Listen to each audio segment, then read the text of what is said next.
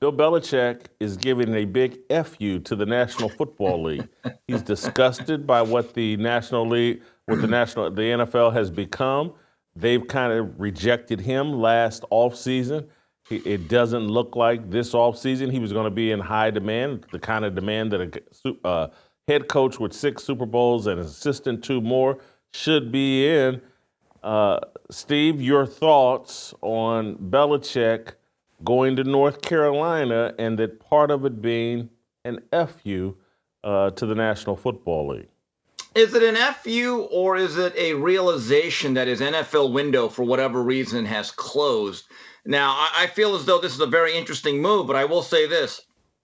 Given some of his personal decisions, Bill Belichick has shown that he can recruit college-age individuals. Now, with that said, the changing landscape of college football, where now this is becoming de facto professional football in the guise of the NIL and the transfer portal. In fact, he's bringing in Mike Lombardi, one of his old lieutenants, to basically be the general manager of that football organization.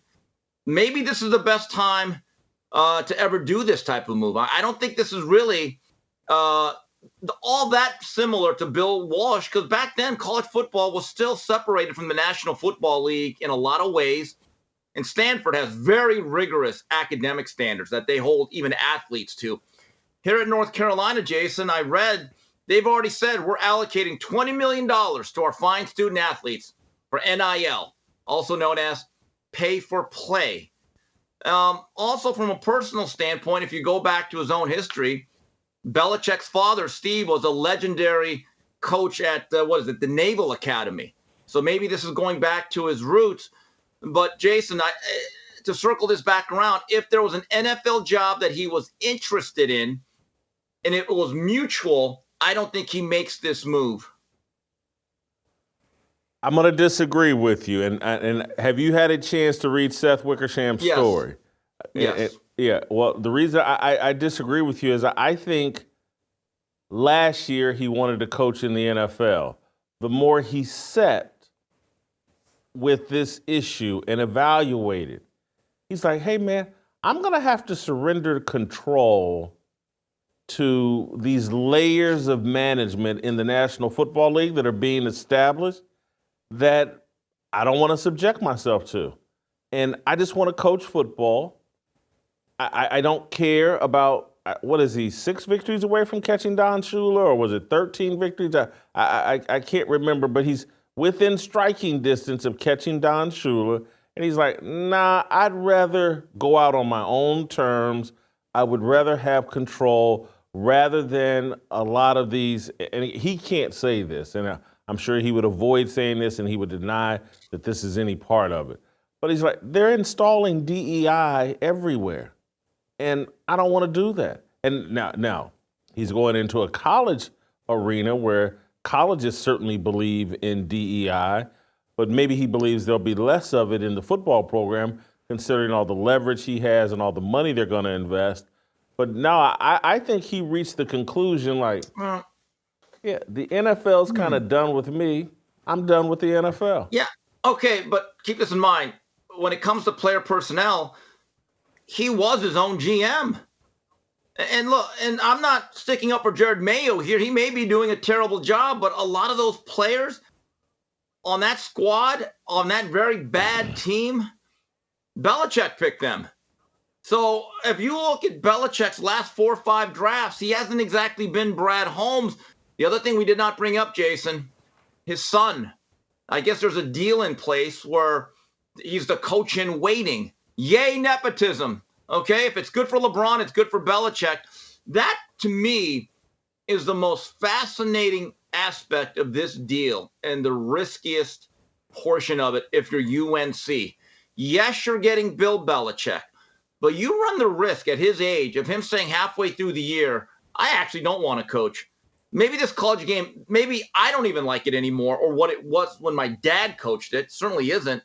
And then, has there been any indication, Jason? Have there ever been any reports or sources telling you, man, Belichick's son, that's going to be a great head coach? I've never heard it. That doesn't mean it's not true. But the fact that now you have to basically bequeath the next guy, no matter how bad Belichick may or may not be, to a son, you're rolling the dice here if you're North Carolina. Maybe it's worth it, maybe it's not. We'll find out. Well, let's keep in mind, Lord, let's introduce what North Carolina's real agenda here might be. It's I think it's larger than, hey, we'd like to win the ACC. Hey, we'd like to be competitive and go to bowl games consistently. Hey, we'd like to win. I think it's larger than that. I think Belichick makes North Carolina attractive to the Big Ten. And so Yeah. I think that's why this deal is being cut in reality. And if Belichick steps away after 2 years and they got to put up with 2 or 3 years of Steven Belichick and his incompetence, but they're in the Big Ten, I think they'll live with that, given the way the landscape of college athletics has moved. You need to be in the Big Ten or the SEC to be a real player, and that's what a lot of this move is about. I don't think Belichick's going to walk away easily. He's not going to. And again, there's no guarantee he'll be successful. College football and counting on young 18, 19, 20-year-old kids who can hit the transfer portal at any time. It's a high-risk endeavor. But let's be honest. The insurance model is broken.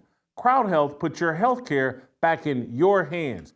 Use the promo code FEARLESS at joincrowdhealth.com. That's joincrowdhealth.com, promo code FEARLESS. I think Belichick's motivated. Again, I'll go back to the quote early on in this ESPN story. This is according to a Belichick confidant.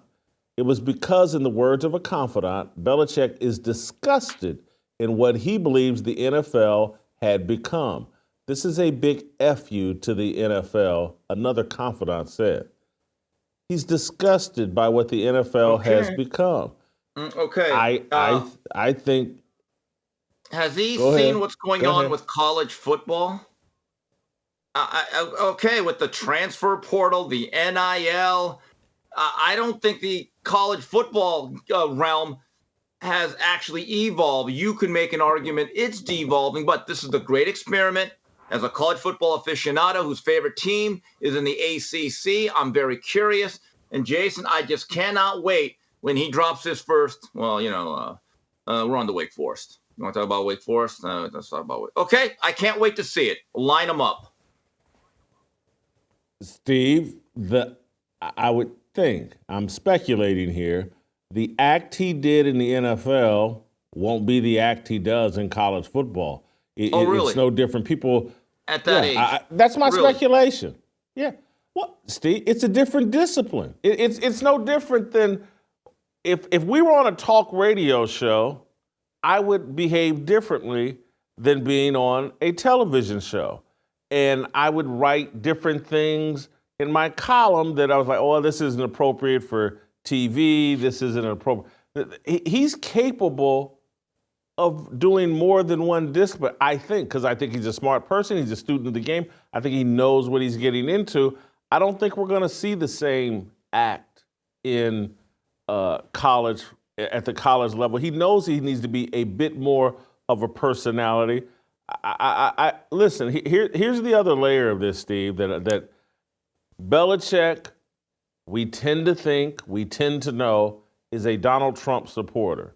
And so when I hear him say disgusted, and he can't say it flat out. He can't even, his confidants can't say it about him because it's too high risk even right now. But what's the whole MAGA movement, or what's kind of underpinning, energizing a lot of, it's like, hey man, we're tired of this DEI BS. We're tired of the attack that white men are evil and they're incompetent and they're responsible for every travesty that's ever happened.